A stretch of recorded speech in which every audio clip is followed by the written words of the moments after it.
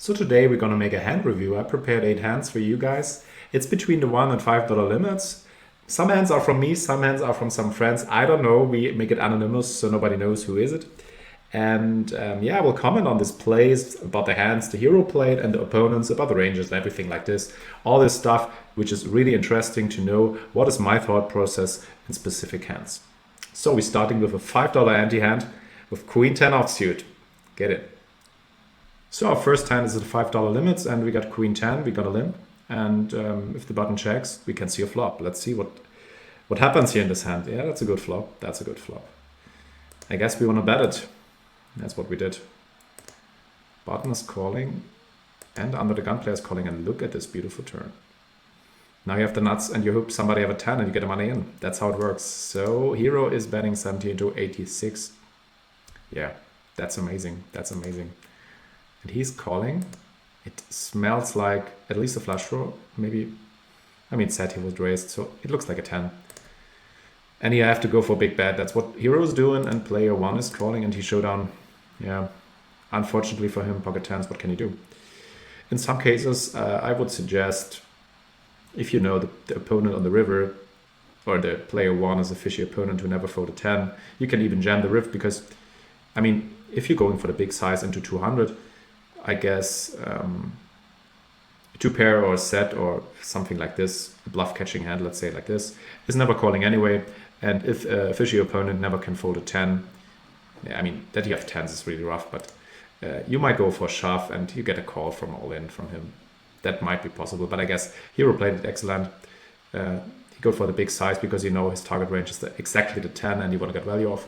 And a 10 cannot fold because, and even if you pocket 10s, you can never fold this. So well done, hero. Go to the next one.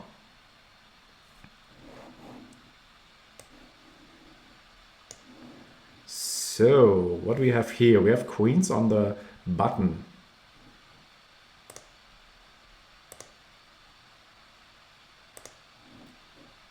So we have queens here on the button. It looks interesting. Let's check out the action. I'm interested. I didn't check the hand before, so it's really live commenting and how I feel about the hands. That's how it should be, like I'm live in the hand. So limpy, and he's gonna pot it. Of course, he'll make it 11x, which is pretty standard. We have a UGG player with $300. Yeah, if he limp shove, it's kind of ugly because this range should be really tight, like ace king plus. And here's a short stack. We want to get it in, of course, against him. Let's see how the action is. He's just calling. Beautiful. And we get a heads up. And as you can see, already $55 in the middle, which is kind of a lot. And yeah, stack to pot ratio, you know, 1 to 4. So player 1 is open shoving. So that's an interesting one. And for me, this is always a snap call because unless you have a dead read, I don't know. But in my opinion, that's always a call because against Jack 10, Jack 8, 10 9, 9s, Ace Jack, King Queen, Queen Jack, all these hands. Against some hands you're a favorite, and against most of the hands you're flipping. And with the $55 in the middle, it's always a call, and you get always the right odds to call in this spot. So yeah, for me it's a snap call, and let's see how the board runs out. Looks rough. I mean, we're beating Jack 9, 10 9.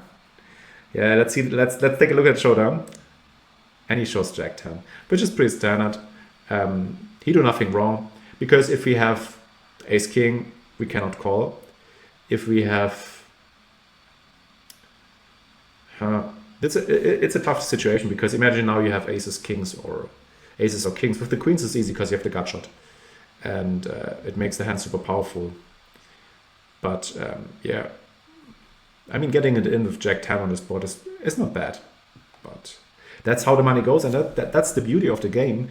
There's so much gambling and so much spots like this. I mean, we can check the percentages, I guess, if I show the opponent's hand, and then you get a feeling about the variance of the game.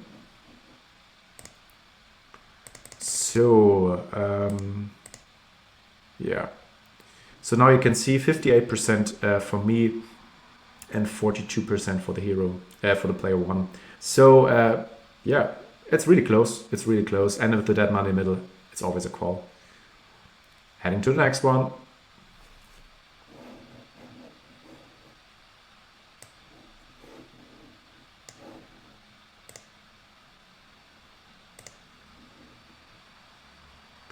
So here we play another $2 game hand, and we have Queen Jack offsuit. It looks like everybody have 100 anti-stack except of player under the gun. He have like $800. Okay, we know them. Classic. Everybody check. That's a normal situation in short deck poker. It's usually a lot of limping pots where you want to see flops, you know. I think this is a nice flop to bet and take the initiative to take down a pot. You have to attack pots because on every card's coming can ruin your hand, you know. So, and that's what Hero's doing. He's betting $13.3. And we get a call from player number 1. Okay, that's your turn. This is a beautiful turn. I have to say, there's one interesting thing. If you have a board like this and you're betting a top pair, maybe the board can be ace 10-7, king 10-7, whatever. It's always beautiful because there are so much draws out there, like 8-9, jack 9, king jack. It's always beautiful if you get a pair from the middle or the bottom card. Of course, the bottom card is the best because sometimes people tend to call with ace 10, king 10. But I guess that's the best card except of the queen to keep on barreling. And I think I will barrel this 100% of the time, nearly. That's what Hero's doing. And he's betting $24. And player 1 is calling. Okay. Oh, the river is interesting. It makes it tough, I have to say. I mean, after player 1 is calling, he might still have a draw like a 8-9, jack 9, king jack. We're blocking a jack, so makes it maybe unlikely he got a jack 9 or king jack flush open-ender. He might have a king queen, he might have an ace queen, he might have a 10. There's so many. Now you're in the point of the guessing game. You have a 1 blocker to the king jack. So you basically hoping that you get jack 9 or 8-9. That's the only hand you're beating. You may be shopping now with king queen and maybe king queen jack also. That's a really tough one. I really don't know. I mean, you can bluff bet this big. It depends on the read you have on the opponent because you can wrap the full house and you can check fold. I think check folding is fine. I would suggest to check and hope for the showdown because such a tough one. And he's betting 41, like half pot, like he wants to earn money. I mean, that's a pretty good bet, I have to say, from the opponent. It doesn't matter what he have. I would toss a coin to call here or not. But it's a really hard one. And he's calling, wow. So we can see the hand. That's fine. Let's see. I don't think we're good. I don't know. Let's see. And he had a jack 9. Wow. That's one of the hands we're beating. Jack 9 and 8-9. I need jack 9 more hand to call because 8-9. I think 8-9 falling on the turn. I don't know. That was an interesting one. Yeah. And here's a lot about what reads you have on your opponent. How about the dynamics of the game? I mean, basically I would fold here because, yeah, in the long run you will too often be beaten if you call these rivers. But yeah, it's about the dynamics of the game, you know. And if you have some dead reads on opponents, you might consider calling here because you know they don't bet a 10 or you know they don't bet an ace queen. So it's like king jack or nothing. And then you might go for a call, you know. That's my thought process about this hand. So let's see what we else have here. 9-7 offsuit. It looks like here's a $1. So we have a $1 game. And Hero's hand is 9-7 offsuit. It looks like limp pot maybe, you know. Let's see. Limpy. We checky. Hope for some nice flop. Oh, there's the good old open-ender, which is looking really interesting. Okay, let's see. Check. We're gonna bet. I think it's nice to bet here straight away. We can also check, but I think betting is the best. We want to take down pots. We get a call. Okay, we make the nuts on the turn. Yeah, beautiful card. What can you say? We're betting 16, and he's jamming. Yeah, he might have set. He might have multiple draws. We're just calling. We have the nuts. Pretty standard. And he shows queen 10. Yeah, which makes sense. He's got an open-ender on the turn, and he don't want to call a big bet. We're betting 16, right? So he don't want to call 16 on the turn, and then river, if he don't improve, you have a trouble hand. I mean, he might go for a call and then can bluff this river. But he didn't have clubs in his hand, right? Like, if you... Let's go to the river here.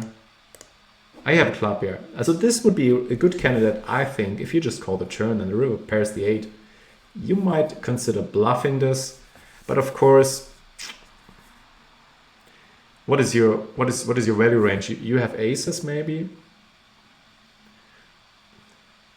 the flush you donk lead. I think it's okay for him to rejam on the turn. I mean, if we don't have 9-7, it's super hard for us to call.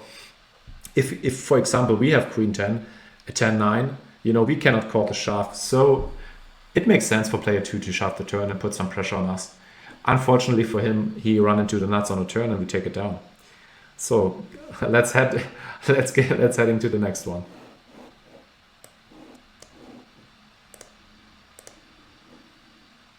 So here we have ace king, and it looks like a $5 game. So pretty interested about this one. So we're limping. That's the base strategy with ace king, just try to limp under the gun. In position you can make the pot big, but under the gun you might go for the limp shove. So we get limps all the way. So on this board there are several options on the table. I think I would always bet this, like $20, try to take it down right away. You can check it, but then you give up the initiative and the aggression. That's always not nice. So he's betting half pot, kind of under half pot. Got a call. Okay, there's so many draws out there. And there's the 9 coming. Nah, that's an ugly card. Jack 10 coming in. I would check this. Yeah, he's doing 2. And he's betting 90. Jesus. I mean, in my opinion, I would fold this now because he might have a 10-9 where he go crazy or something. I mean, but it's super hard super easy for him to pressure us. I mean, we can call now, but then on the river, what to do there? Call the all in. So my suggestion is here to fold, and he's doing it. Yeah. Even this guy have only 10-9 or maybe king 10, but he have the position and he knows that we are weak in this hand, and maybe have the blockers to the jack 10. So no way we can connect this hand. Good fold, sir. Heading to the next one.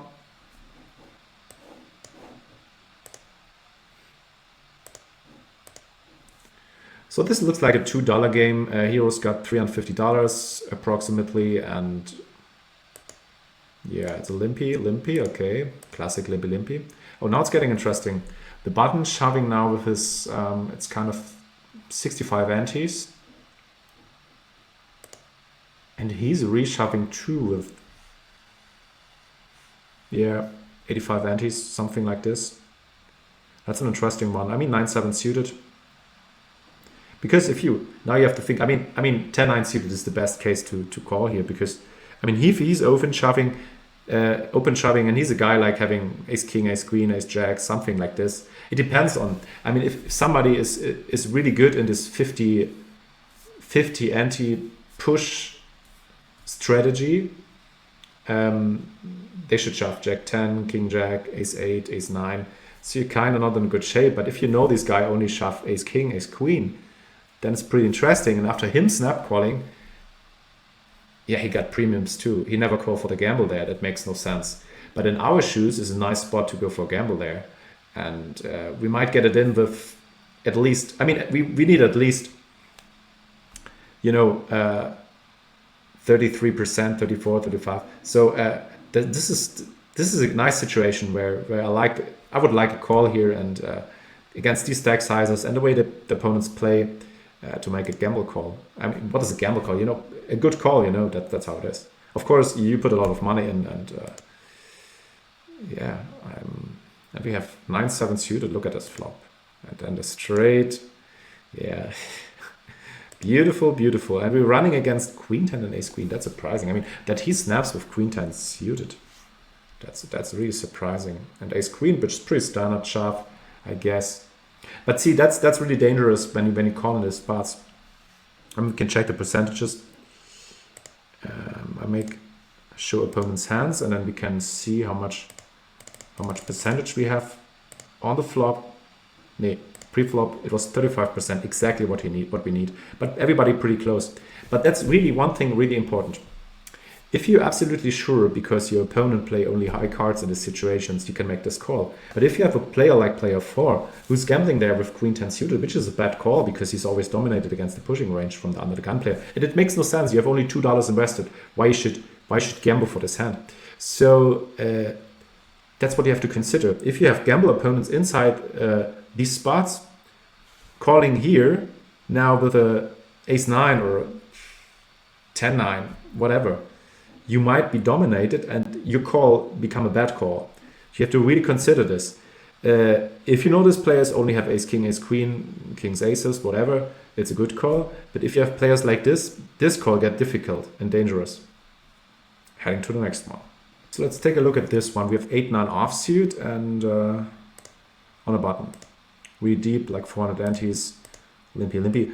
I would prefer sometimes raising it if I want to play a big pot against this opponent, because deep stack in position with any hand against weak opponents is always profitable. But of course, checking is super fine too. So we get checked. A bet of $4. $4. I would easily call. Hope for the Virgin card would be to 7. He's calling. He's calling. That's a 6. That's not our card. Let's see how the hand develops. Interesting. Check. You might attack this one because this looks kind of weak, and maybe we are the only player with the 6 in the hand. Even it makes no 6. Makes no 6. Yeah, I'm funny. It makes no sense that we call with a 6x on the button, but sometimes aggression pays off. So let's see what he's doing. He's checking. Okay. The river is the 7. Beautiful card. I like it. Check. Okay, we have to go for value now because we have the wheel. It's from ace 6, 7, 8, 9. Yeah, that's the wheel here in this game. So we have a straight. And he's betting 15, perfectly fine. I would do the same. And we get a call, and it looks like somebody have an ace X. Yeah, ace 9. Beautiful value. That's how the game looks like. And he should ask himself, if we're betting like this on the river, I mean, he should bet the turn. That's the best strategy. And we will never see the river. And he will take down the pot on the turn because the 6, like I told you, if you have top pair and the mid and the bottom pair pairing after you bet a flop, you should bet again because usually you will take down the pot on the turn. That's his mistake, player 3. Maybe next time you do better. Heading to the next one.